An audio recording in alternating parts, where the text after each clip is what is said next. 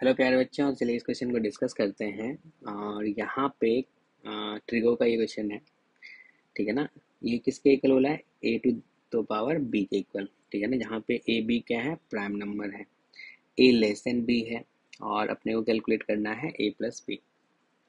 अच्छा ये बताओ आप, क्या साइन थीटा को आप लिखते हो ऐसा कॉस पाई/2 माइनस थीटा, मतलब 90 माइनस थीटा? तो बस यही लगना है। तो हमने क्या लिख दिया? Sine theta equals to cos 90 minus theta. दूसरा इसमें यूज होगा क्योंकि ये भी साइन सब जो है सबको हमने कॉस में कन्वर्ट कर देंगे। तो फिर लगेगा cos C plus cos D. तो कितना होता है? 2 cos c+d/2 into cos C minus डी/2। तो देखो, जब ये कांस्टेंट आ रहा है तो आपको पता है न्यूमरेटर अपॉन डिनोमिनेटर में जो लिखा है, मतलब न्यूमरेटर वाला जो पार्ट आएगा वो समथिंग इनटू डिनोमिनेटर वाला पार्ट आएगा। ठीक है ना। तो सिर्फ हम लोग न्यूमरेटर वाले पार्ट को लिख दिए।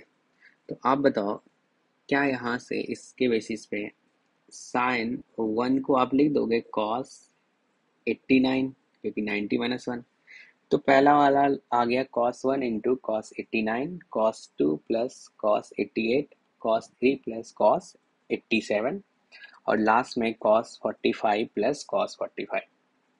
अब इसमें लगा दो आप cos c plus cos d का फॉर्मूला। तो cos c प्लस d/2 into cos C minus डी/2। तो ये वाला आपने लिख दिया यहाँ से लेके यहाँ तक। अब सोचो, टोटल कितना टर्म्स है भाई? यहाँ से लेके कितना डब्बा है? ये टोटल 45 डब्बा है। तो 45 डब्बे में 2 आ रहा होगा। तो अगर हम लोग बाहर निकालेंगे तो 2 टू द पावर कितना आएगा? 45 आएगा। चलेगा? क्लियर है? अब सोचिए, अब हमें क्या करना है?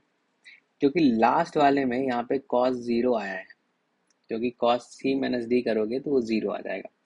इससे पहले वाले में क्या आएगा? cos 1 आएगा, फिर cos 2, एंड से cos 1, cos 2, cos 3 से लेके कहाँ तक? एक अगर cos 45 हम लोग यूज कर लें तो बचेगा कितना? क्योंकि cos 45 जो है वो टोटल तो कितना है? cos 45 भी हर एक डब्बे में आ रहा है।